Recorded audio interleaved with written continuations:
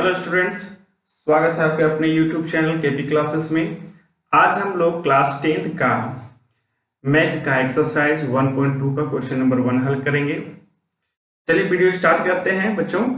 आज हम लोग सीखेंगे कि कोई भी संख्या को अभाज्य गुणनखंड करना पड़ता है तो उसको हम आसान तरीके से कैसे विभाजित करेंगे।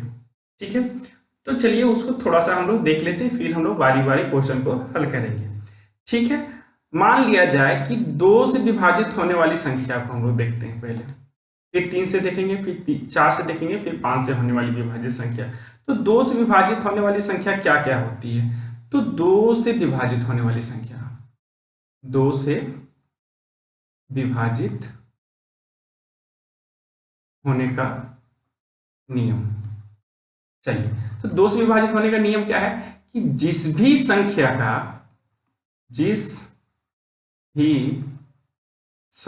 का इकाई अंक 0, 2, 4, 6, 8, 10 हो, वो संख्या क्या होती है?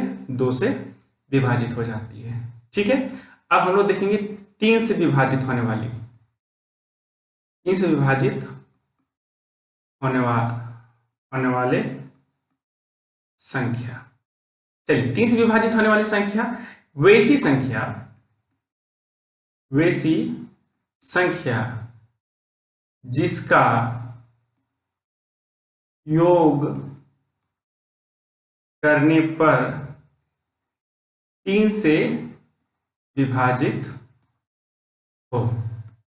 ठीक है, मतलब वैसी संख्या, कोई वैसी संख्या हो जिसका योग करने पर उसको कितनी से विभाजित होनी चाहिए? 3 से। जैसे देखिए 1, 2, 3, यानी यह कौन सी संख्या होगी? 123। 123 ऐसी संख्या है, मतलब इसको तीनों को जोड़ने के बाद मेरी 3 से विभाजित होनी चाहिए, यानी 3 2 5 और 1 6। 6 जो है वो 3 से विभाजित होने वाली संख्या है, 3 दूनी के 6। तो सम करने के बाद अगर वो 3 से विभाजित हो जाएगी तो वो संख्या 3 से विभाजित हो सकती है। अब आते हैं 4 पर। 4 पर वैसी संख्या जिसका दहाई अंक 4 से विभाजित हो, वैसी संख्या 4 से विभाजित हो जाती है। जैसे इसमें भी देख लेते हैं। मान लेते हैं कि 1 2 4 5 6 7 8 9, लास्ट में इकाई अंक मेरा क्या होनी चाहिए? जो 4 से विभाजित होनी चाहिए। मान लेते हैं 0 और 4, इसके जगह हम 12 भी रख सकते हैं, इसके जगह हम 16 भी रख सकते हैं। तो ये सारी संख्या जिसका दहाई अंक मेरा जो 4 से विभाजित हो जाए, यानी ये मेरी पूरी संख्या क्या होगी? 4 से विभाजित हो जाएगी। सिर्फ दहाई अंक जो होना चाहिए वो 4 से विभाजित होनी चाहिए। अब एक लास्ट और देख लेते हैं, 5 से विभाजित होने वाली संख्या।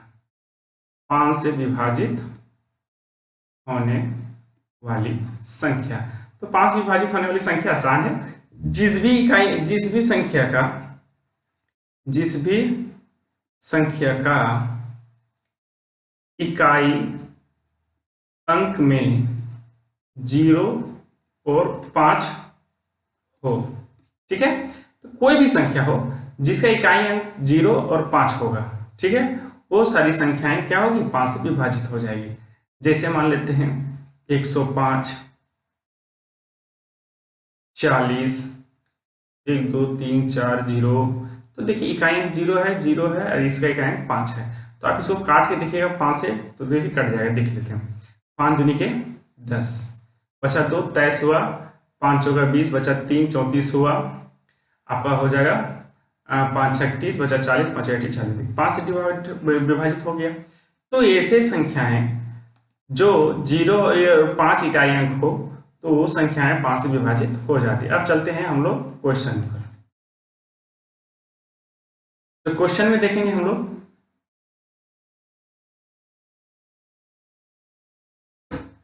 पहला क्वेश्चन है 140।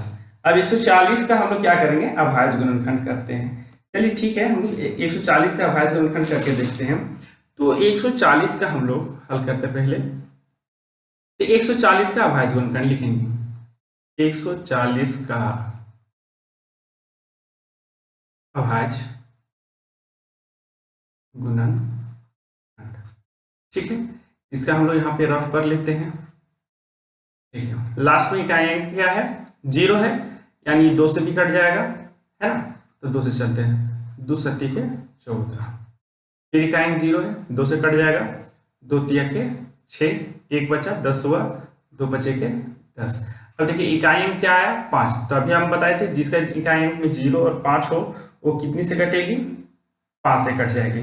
ठीक है, इसके लग चलते हैं 5 सत्ते 35।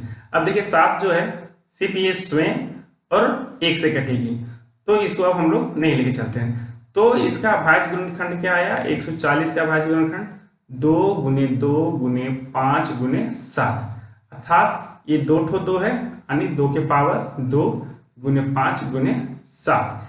देखिए इसी के रूप में हम लोग को व्यक्त करना था। देखिए एक का मेरा आंसर यही है। ठीक है, पहला सॉल्व हो गया। अब चलते हैं दूसरे में। दूसरा क्या है, 156। 156 का अभाज्य गुणनखंड। ठीक है, इसका भी रफ कर लेते हैं यहां से।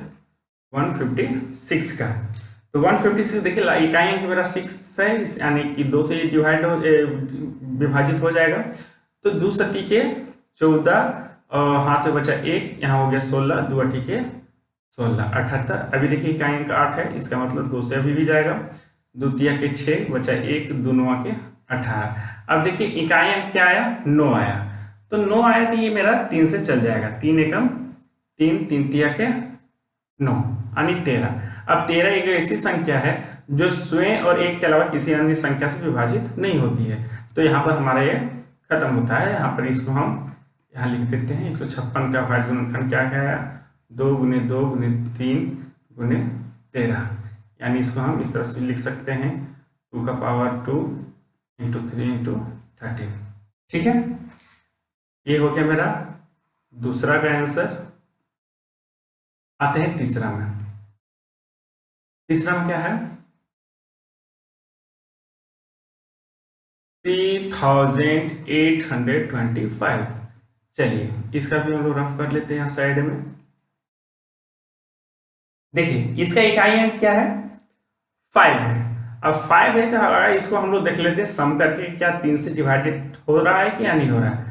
5 और 2 7, 7 7 14, 1 15, 15 और 3 18। 18 जो है वो 3 से विभाजित हो जाती है, 3 छक 18, 6 से, यानी ये जो संख्या है वो 3 से मेरा विभाजित हो जा रही है, तो हम इसको 3 से देते हैं। ठीक है, तो 3 एकम 3, 3 दूनी के 6, यहाँ पे बचा 2, यहाँ हुआ 22, 3 सत्ते 21, 3 पचे के 15। ठीक है, अब इसका सम करते हैं, 7 5 12, 12 और 2 14, 14 और 1 15, 15 भी 3 से विभाजित हो जाती है, 3 से चलेंगे इसको भी। 3 चौके 12, 3 दूनी के 6, 3 पचे के 15। ठीक है, अब चलिए इसको देखते हैं, इसको भी सम करके क्या 3 से डिवाइडेड होता है। 5 2 7 7 4 11, 3 से डिवाइडेड नहीं होगी। तो यहाँ इकाई अंक 5 है, तो 5 से देखे देखते हैं। 5 8 40, 5 25, 5 से जाएगा। 5 एकम 5 35 हुआ, यहाँ 3 बचा, तो 5 सत्ते 35, 17 17 आप जान रहे हैं, या अपने और 1 के अलावा किसी से नहीं विभाजित होगी। तो इसका मेरा अभाज्य गुणनखंड कितना आया, 3 इंटू 3 इंटू 5 इंटू 5 इंटू 17, अर्थात 3 का स्क्वायर 5 का स्क्वायर इंटू 7। ठीक है, अब आते हैं नेक्स्ट क्वेश्चन में। नेक्स्ट क्वेश्चन क्या है मेरे पास, 4 का है 5005। इसका अभाज्य गुणनखंड करना है। तो 5005 का अभाज्य गुणनखंड। ठीक है, तो अब इसका देखते हैं अभाज्य गुणनखंड करके, यहीं पर कर लेते हैं इसका 5005। 5005 इसका भाज्य गुणनखंड करके देख लेते हैं हम लोग। तो 5005 का देखिए हम लोग 5 से अगर लेके चलते हैं तो यहाँ हो जा रही है 5 एकम 5, 00 के 00, तो 5 1 जा 5, ठीक है। अब चलिए इसको देखते हैं कितना से जाता है। तो अगर हम इसको 7 से देते हैं तो 7 एकम 7, यहाँ बचता है 3, यहाँ हो जाता है 3, 7 चौके 28, बचता है 2, यहाँ होता है 21, 7 तिया के 21, ठीक है। अब ये वाला हम लोग देखते हैं कितना से जाता है। अगर 3 से जाएगा 4 3 7 8, 3 से नहीं जाती है तो एक काम करते हैं 11 से देते हैं तो 11 एकम 11, यहाँ बचता है 3, 33, 11 से कट जाएगा, 11 एकम 11, यहाँ बचा 3, यहाँ 33 हुआ, 11 तिया के 33। अब देखिए 13 तो आपका जाएगा नहीं, तो इसका भाज्य गुणनखंड क्या हुआ, 5 × 7 × 13 × 5 × 7 × 11 × 13, यही हो गया इसका आंसर, ठीक है। अब आते हैं 5 में क्या है 7429। अब 7429 का अभाज्य गुणनखंड, तो 7429 का अभाज्य गुणनखंड करके देखते हैं हम लोग यहाँ पर 7429, ठीक है। चलिए इसको देखते हैं। अगर हम इसको 3 से देते हैं तो 3 से हम लोग सम कर देते हैं, 9 और 2 11, 11 और 4 15, 15 और 7 22, तो 3 से नहीं जाएगा। तो एक काम करते हैं, इसको बड़ी संख्या से दे के देखते हैं क्या जाएगा या नहीं जाएगा, थोड़ा सा देख लेते हैं। 70 से देते हैं 17 चौका 68, 17 चौके 68, 69 70 71 72 73 74 6, यहाँ पर कितना बच गया 6 बचा, तो यहाँ हो गया 62, है ना। तो 17 तिया 51, 51 यहाँ बच गया आपका 9, सॉरी 9 नहीं बचेगा, 17 तिया के 51, एक सेकेंड,